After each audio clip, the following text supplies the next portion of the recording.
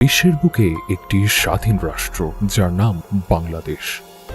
এদেশে বাস করে প্রায় 17 কোটি জনগণ।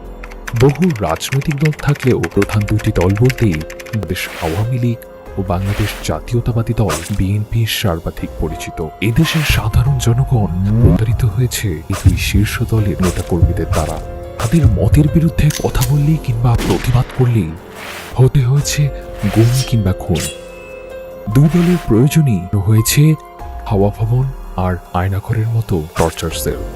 আজ আমরা জানব দুই দলের অন্যায় এবং অত্যাচারের ইতিহাস, যে ইতিহাসে আয়নাঘরের অত্যাচারের কথা বিশেষভাবে উল্লেখিত থাকবে। আয়নাঘর 2008 সালে ডিসেম্বরের 2/3 সংখ্যাগরিষ্ঠতা নিয়ে ক্ষমতায় আসে বাংলাদেশ আওয়ামী লীগ। এরপর থেকে শুরু তাদের অত্যাচারের পালা। মত বা দলের বিরুদ্ধে গিয়ে প্রতিবাদ করলেই ধরে নিয়ে যেত আয়নাঘরে। চলত অমানবিক নির্যাতন, অনেকেই খুন করা হয়েছে একদম ঠান্ডা মাথায়। 2024 সালের জুলাই মাস ছাত্রদের ভোট আন্দোলনের মধ্য দিয়ে 5ই আগস্ট ক্ষমতা ছেড়ে পালায় স্বৈরাচারী আওয়ামী লীগ সভানেত্রী শেখ হাসিনা। এরপর একে একে বেরিয়ে আসে ভয়ানক তথ্য।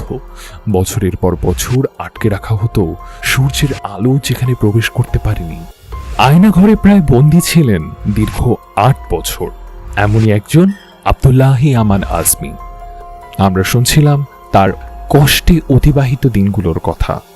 আমি গরমের সময় নামাজ পড়ার জন্য, কিন্তু চোখের পানি মুছতে মুছতে মুছতে মুছতে এটা যে পরিমাণ চোখের পানি মুছছি, ওটা যদি সেভ করা যেত একটা বড় দিঘি হইতো। দিঘি বুঝো? বিশাল বড় পুকুর।